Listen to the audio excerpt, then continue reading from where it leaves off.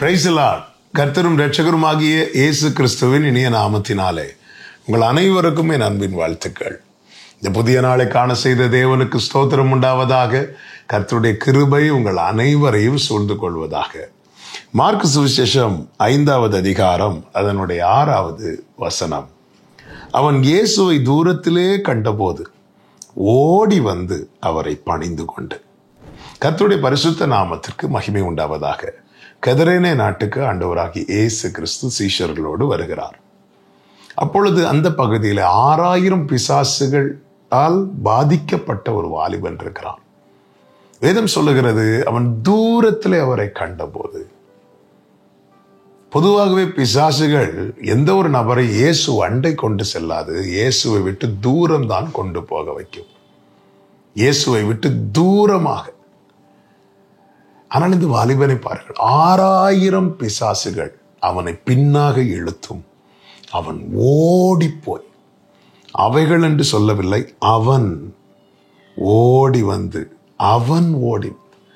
பிசாசுகள் வந்து அவனை பின்னாடி தான் இழுக்குது, போக விடல.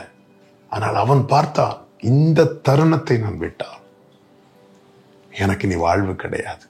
இந்த தருணத்தை நான் விட்டால் இந்த கல்லறை தான் இனி எனக்கு முடியும். அவன் குடியிருப்பு கல்லறையில் இருக்கிறது. யாருமே கிடையாது, ஒண்ணுமே கிடையாது. வலியில கத்திக்கொண்டே இருக்கிறான். இயேசுவை தூரத்தில் கண்ட போதே ஓடி வந்து விழுந்துட்டான். இதுக்கப்புறம் ஒண்ணும் பண்ண முடியாது. நீங்க பார்த்துக்கோங்க. அவன் அந்த தருணத்தை மிஸ் பண்ணல. என கேட்டுக்கொண்டிருக்கிற அன்பு சகோதரா சகோதரி, கர்த்தரை கண்டடையத்தக்க சமயத்தில் அவரை தேடுங்கள். அவர் சமீபமாக இருக்கையில் அவரை நோக்கி கூப்பிடுங்கள் என்று வேதம் நமக்கு அழகாய் சொல்லித் தருகிறது. நாம் பல காரணங்களை முன்வைக்கிறோம். நான் வரலான்னு தான் நினைக்கிறேன், முடியல, அது எனக்கு தடையா இருக்கு, இந்த தடையா இருக்கு, அப்படி பிரச்சனை, இப்படி பிரச்சனை. இங்கே பாருங்கள், இந்த வாலிபனுக்கு இல்லாத தடையா நமக்கு இருக்க போகிறது. 1-2 இல்லைங்க, 6000 பிசாசுகள். இந்த 6000 பிசாசுகள் துரத்தப்பட்ட போது ஒரு பன்றிக்குள்ளே 3 பிசாசு வைத்து 2000 பன்றிகளுக்குள்ளே இந்த 6000 பிசாசுகள் போகிறது.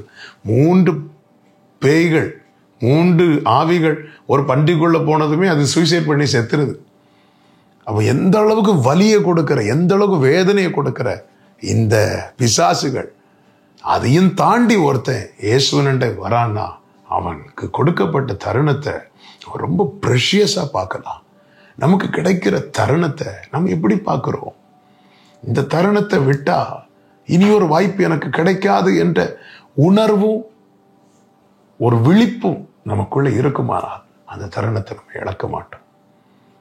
பர்திமையோ அதனாலதான் கத்தி கூப்பிட்டான், சத்தமிட்டு கூப்பிட்டான். எத்தனை பேர் தடுத்தாங்க. அவங்க தடுக்கிறாங்கன்னு சொல்லி அவன் அமைதியா இருந்திருந்தான். வாழ்க்கை ஃபுல்லா குருடன் தான். அதை மிஸ் பண்ண விரும்பல. அவன் சத்தமிட்டான், சுகத்தை பெற்றான். தருணத்தை தவற விடாதிருங்கள், நன்மையை காண்பீர்கள். கர்த்தர் உங்களை ஆசீர்வதிப்பார். தகப்பனே, நன்றி, இந்த நாள் எங்களோடு பேசி எச்சரித்து இருக்கிறீர். எங்களுக்கு கொடுக்கப்பட்ட தருணத்தை நாளைக்கு பார்த்துக் கொள்ளலாம் என்று தவற விடாத ஒரு உணர்வுள்ள இருதயத்தை எங்களுக்கு தந்து நடத்தும். இயேசுவின் நாமத்தில் பிதாவே, ஆமென்.